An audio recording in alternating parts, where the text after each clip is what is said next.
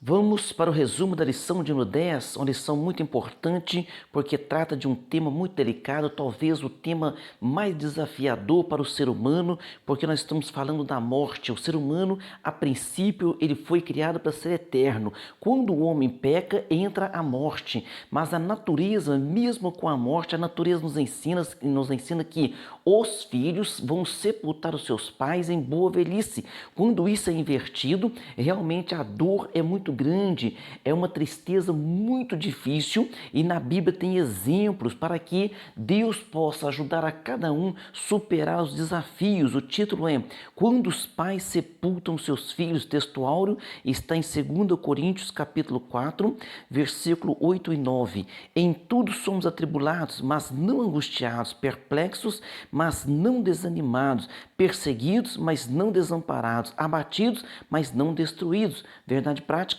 não devemos ser indiferentes à morte inesperada, mas também não podemos nos desesperar como quem não tem esperança.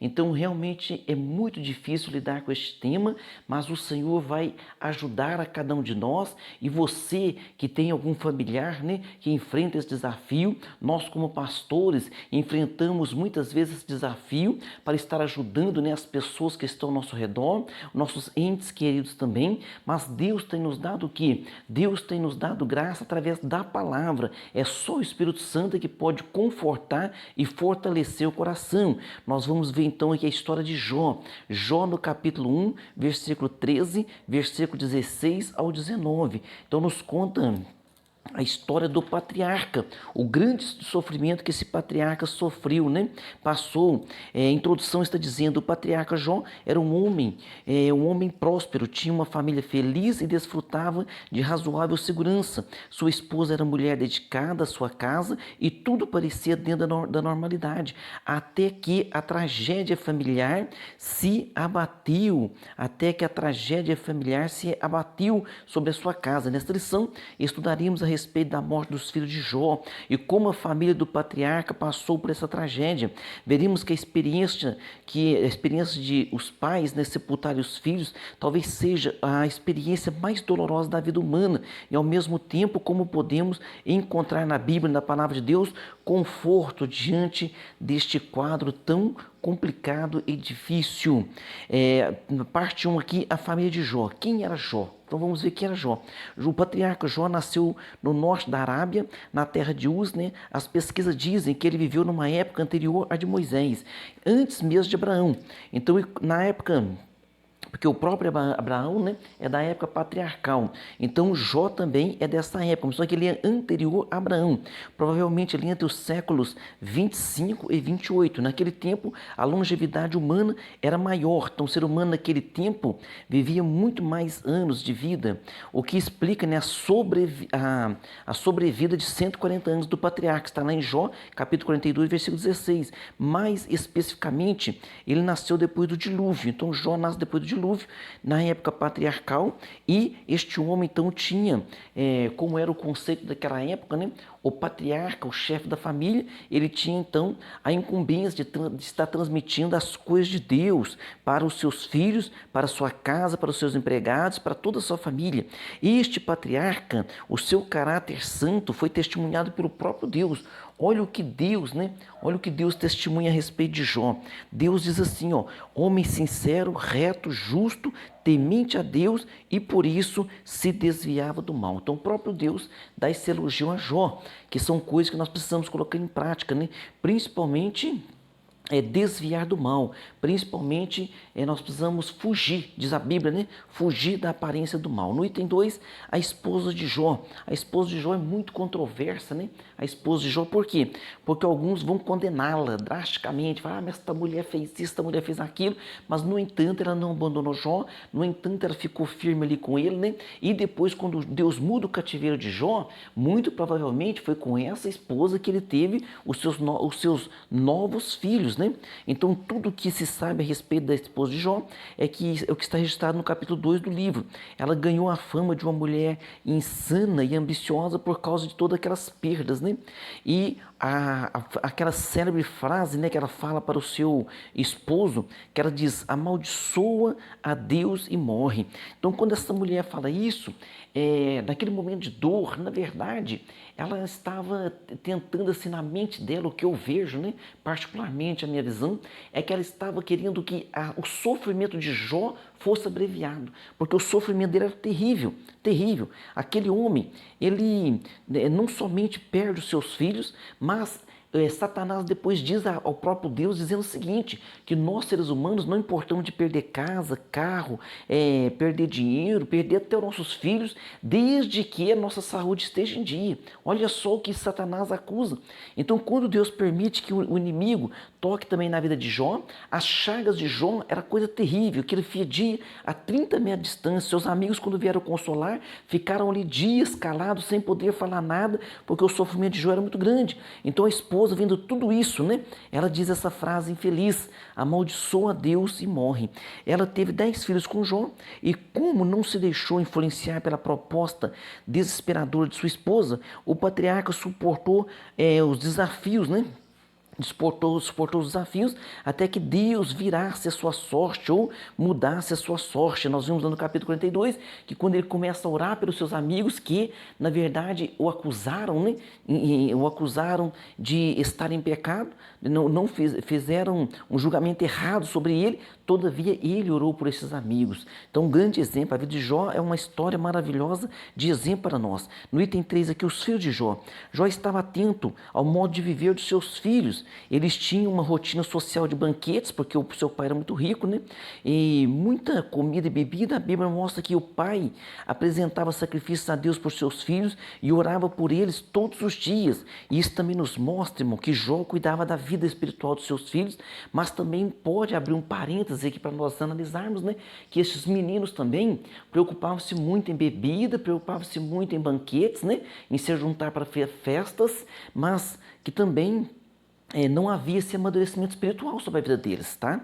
Mas claro que não é isso que desencadeou a morte deles, de forma alguma. Mas estou dizendo que, daquela época patriarcal, como o pai era responsável pela vida espiritual de toda essa família, então como Jó se dedicava à vida espiritual dos seus filhos. Não é diferente hoje, mesmo que nós não estamos na época patriarcal, mas o pai e a mãe têm que estar sempre atentos à vida espiritual dos seus filhos, o pastor atento à vida espiritual do rebanho, né? E aquele que você está ajudando a ir para a igreja, como se você estivesse ajudando aquela ovelha, ganhando aquela alma, você tem que estar atento também para a vida espiritual daquela alma. É como se fosse um pai espiritual para aquela pessoa, uma mãe espiritual para aquela pessoa. Parte 2, lidando com a morte dentro da família. No item 1, Jó e sua esposa foram surpreendidos pela morte dos filhos. Então, os versículos 18 e 19, esses versículos 18 e 19, eles falam, né, de forma categórica como vem aquele vento e derruba a casa sobre aqueles jovens, mata aqueles jovens, porque Satanás, ele destruiu tudo que Jó tinha, e foi uma notícia de tragédia atrás da outra, e a última notícia, como se fosse, vamos dizer assim, né, como se fosse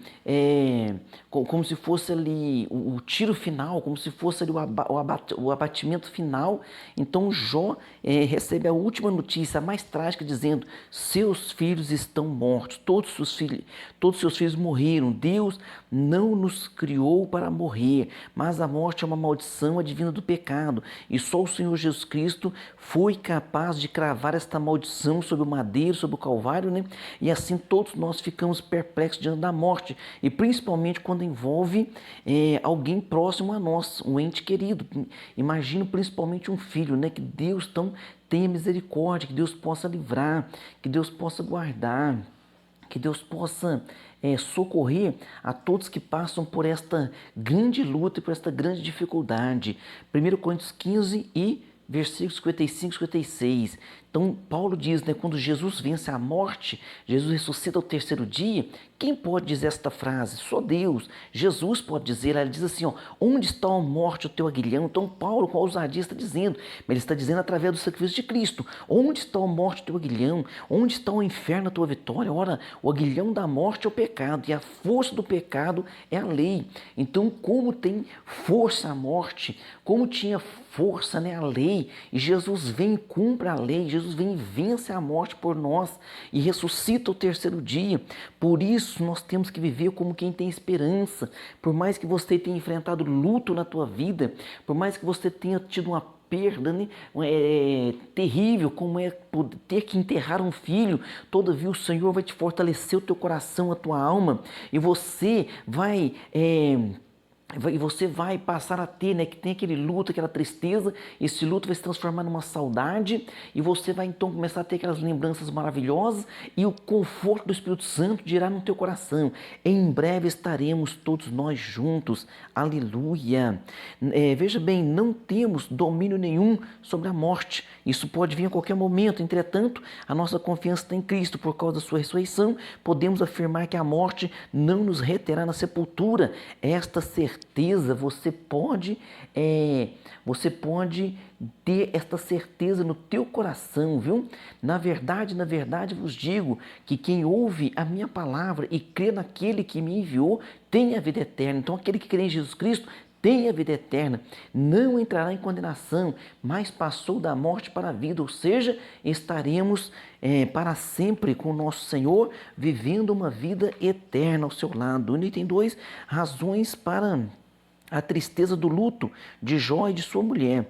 De certo modo, Jó tinha uma família feliz, né? Nesse contexto, Satanás desafiou a fidelidade dele e o atacou frontalmente com a morte de seus filhos. A Bíblia não fala do sepultamento dos seus filhos, a Bíblia não fala, porque a Bíblia ela é resumida, mas é claro que Jó fez o sepultamento, Jó chorou seus filhos, né? Jó ficou com uma tristeza tremenda, então Jó, é claro que ele chorou, né? É claro que ele ficou numa tristeza imensa. A palavra de Deus diz que há tempo para o luto, há tempo de sorrir e há tempo de chorar, há tempo de tristeza, e o choro o choro passaram a fazer parte da família de Jó, outrora feliz e próspera, agora choro dele, da sua esposa, luto terrível, né? A fidelidade, no item 3, fidelidade ao Senhor em meio à dor. O capítulo 1 de Jó mostra a reação do patriarca diante da notícia trágica. O que ele fez? Rasgou o manto, que era um sinal de tristeza, rapou sua cabeça, que era um sinal de tristeza, lançou-se em terra. Outras traduções diz que o seu rosto ele colocou em terra e adorou ao Senhor. Então isso mesmo, Jó adorou a Deus. Aqui ele iniciou o processo de aceitação. Então aqui ele inicia um processo de aceitação. Por quê? Porque muitas vezes é claro que a morte tem que haver um processo de aceitação dela. Por quê? Porque a morte ela não é normal mesmo. É porque quando Deus cria o homem da tal forma para ser eterno, porque o homem no jardim, ele participava da árvore da vida. Então o homem foi criado para ser eterno. A eternidade está dentro de nós, a nossa alma e espírito são eternos. Só o nosso corpo que é mortal. Então a eternidade está dentro de nós. E dentro de nós então tem esse pavilhão de eternidade que está sempre, né, lutando pela vida, está sempre crendo na saúde, sempre crendo na cura, mas quando vem a morte, também dentro de nós tem essa fagulha de esperança. A nossa alma e espírito ligado com o Espírito Santo nos convence e fala frontalmente. Olha o que Jó adorou, olha o que ele fala ao Senhor. Quando fala adorou, não dá um glória a Deus, um aleluia, né? De felicidade. Claro que não estava triste, mas ele adorou e disse: no saí do ventre da minha mãe, no tornarei para lá. O Senhor o deu e o Senhor tomou. Ou seja, o Senhor me deu, o Senhor tomou. A casa que eu tenho do Senhor, o carro que eu tenho do Senhor, o emprego que eu tenho do Senhor, os meus filhos são do Senhor, pertencem ao Senhor. Então ele diz: no saí do ventre da minha mãe, no tornarei para lá. O Senhor me deu, o Senhor tomou. Bendito seja o nome do Senhor. E diz a Bíblia: o Jó não pecou em nada diante de Deus. Amém? Então que o Senhor dê a nós estrutura, graça, paz e principalmente conforto e consolação do Espírito Santo, amém? Parte 3, os cristãos e o luto. Não culpe a Deus. No item 1, não culpe a Deus.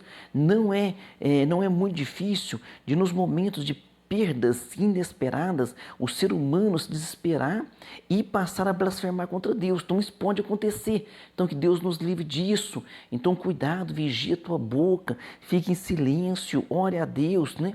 Quer questionar? Chame o pastor da igreja, chame alguém de Deus, que tenha a direção do Espírito Santo, questione para aquela pessoa, porque ele terá uma palavra de Deus para o seu coração, ele terá uma palavra de vitória para a tua alma, com certeza, viu? O antigo patriarca nos ensina a viver a confiança em Deus, mesmo no momento delicado da morte inesperada de um ente querido. Nem sempre saberemos o motivo da morte de uma pessoa amada, né? Ou de um determinado sofrimento. Há mistérios na vida que não conseguimos desvendar nesta terra. O próprio livro de Jó não revela por que os seres humanos sofrem, mas nós sabemos que, porque através do pecado, né, original, o sofrimento veio, mas todavia o Senhor diz, né, ele diz assim, no mundo tereis aflições, mas tende bom ânimo, eu venci o mundo, ou seja, caminhe comigo, eu venci. O que quer dizer isso? Quer dizer que nós venceremos junto com Ele. Ele venceu a morte, venceremos a morte. Ressuscitou o terceiro dia. Nós vamos ressuscitar no dia do arrebatamento e estaremos para sempre com Ele. Essa é a promessa do Senhor. O que o livro nos ensina, né? Encoraja a superar o sofrimento, suportar os sofrimentos com paciência, achando-se fiel nos caminhos do Senhor diante do processo de um sofrimento imerecido. O sofrimento de Jó foi imerecido, né? Haverá um dia que tudo estará patente aos olhos do Senhor e tudo estará esclarecido para a nossa mente, né? Então fique em paz, receba esse conforto da parte de Deus. Item 2, vivendo o luto. Com o patriarca Jó aprendemos que o crente em Jesus não deve ser indiferente ao luto. Então psicologicamente isso não é saudável. Não é saudável você, morreu, mas eu sou crente, eu não vou chorar, eu não vou me entristecer, não, de forma alguma. Se entristeça, chore, as emoções são próprias do ser humano mesmo, viu? E isso faz parte ali do luto, o choro, o silêncio, a compenetração, né, diante da dor, ali quando Lázaro morre, o próprio Jesus agitou-se, né, em espírito, comoveu-se de compaixão, chorou também. No item 3, mantém esperança. Então nós precisamos entender o seguinte, veja bem, vimos que é saudável manifestar as emoções, então você tem que chorar. Então, quantas vezes, né, nós já participamos, né, de momentos tristes assim. Uma vez eu me lembro do episódio e que estava ali um menino, ele era um menino especial, né, e ali quando ele começa a ter aquele choro, né, aí alguém, talvez tentando confortá-lo ou consolá-lo, disse assim, não chore.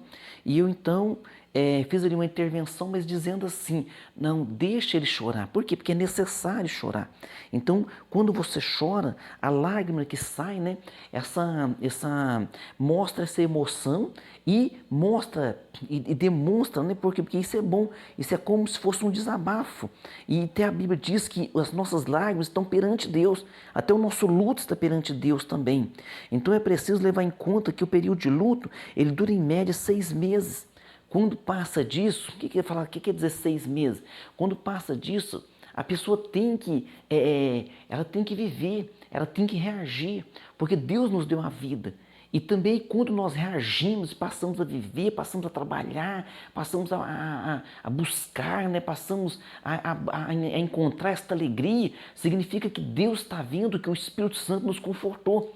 E alguém diz o seguinte, mas será que não sente falta? Sente falta. Sente saudade? Sente saudade. Não entristece de vez em quando? Entristece de vez em quando. Mas tenha certeza de que um dia estaremos todos nós juntos na glória. Porque a palavra do Senhor diz dessa forma. Em 1 Tessalonicenses capítulo 4, a partir do versículo 13, nos fala para nós confortarmos, nos consolarmos com essas palavras, né? Então é preciso se este luto passa de 6 meses, está prejudicando a vida da pessoa, o desenvolvimento familiar, né? De repente, infelizmente, parte um filho para a eternidade, mas os demais filhos, como é que fica? Tem que cuidar daqueles outros filhos. Então, às vezes tem que buscar uma ajuda especializada, viu? Então não é pecado o crente buscar ajuda no psicólogo, buscar ajuda em um psiquiatra, não é pecado. Por quê? Porque os médicos foram deixados nessa terra para nós para nós buscarmos a sua ajuda, porque Deus também levantou a medicina para abençoar a vida do homem, viu? Então, esse cuidado é coerente com a fé cristã, de buscar ajuda. Um dia brevemente estaremos para sempre com a pessoa querida que partiu para Cristo. Essa promessa está em Tessalonicenses, amém? Conclusão, sem dúvida a morte é uma experiência muito dolorosa para o ser humano, e é de um filho, então, tem uma sobrecarga psicológica imensa, viu? Imensa. Então, a palavra do Senhor está dizendo assim: ainda que a minha carne e o meu coração desfaleçam, Deus é a fortaleza do meu coração e a minha herança para sempre. Então, Deus sabe a tristeza profunda que você passou, Deus sabe a dor que você enfrentou, e Deus está pronto para te confortar, para te consolar e para te levantar e para te usar a tua vida nesta terra, porque brevemente vamos encontrar com os nossos entes queridos, pais com os filhos, filhos com os pais, tios, primos, né? E estaremos para sempre com o Senhor no novo céu e nova terra, Apocalipse 21. Amém? Vamos para as nossas perguntas. Número 1, descreva a característica espiritual de Jó, testemunhado pelo próprio Deus. O próprio Deus diz que ele era sincero, reto, justo e temente a Deus. Por isso, ele desviava-se do mal. Pergunta 2, o que a Bíblia mostra a respeito de Jó em relação aos seus filhos? Ele apresentava sacrifícios a Deus por seus filhos diariamente, viu? E olhava por eles todos os dias, ou seja, havia um zelo e cuidado do patriarca para com o bem-estar espiritual dos seus filhos. Pergunta 3, que reação de Jó o capítulo 1 mostra quando todas aquelas tragédias sobreveio, né?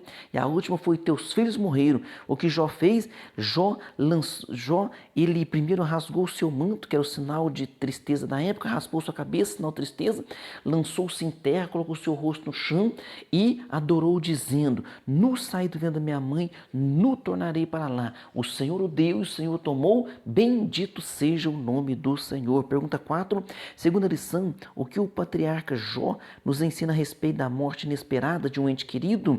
Ele ensina a viver a confiança em Deus, né? Mesmo no momento delicado da morte inesperada de um ente querido. Então Jó manteve a sua confiança. O Jó também diz, né? Através da sua confiança ele fala que ele crê que o nosso Senhor se levantará, né? Ele crê que o Salvador Jesus Cristo se levantará, por fim se levantará em favor de todos nós. Então essa profecia está proferida também no livro de Jó. Pergunta 5, qual foi a reação do Senhor Jesus diante da dor da família de Lázaro? Então o próprio Senhor Jesus Cristo, né, agitou-se no espírito e comoveu-se e chorou. Então o próprio Jesus chorou naquele túmulo de Lázaro e o ressuscita ao quarto dia, um milagre tão extraordinário, e vai ressuscitar a todos aqueles que morreram amando a Ele e o adorando. Então fique em paz, daqui a pouquinho estaremos todos juntos, né? Encontrar com o nosso Senhor e estaremos para sempre com Ele. Essa é a promessa do nosso Senhor e Salvador Jesus Cristo. Aleluia! Que Deus abençoe você e até a próxima aula.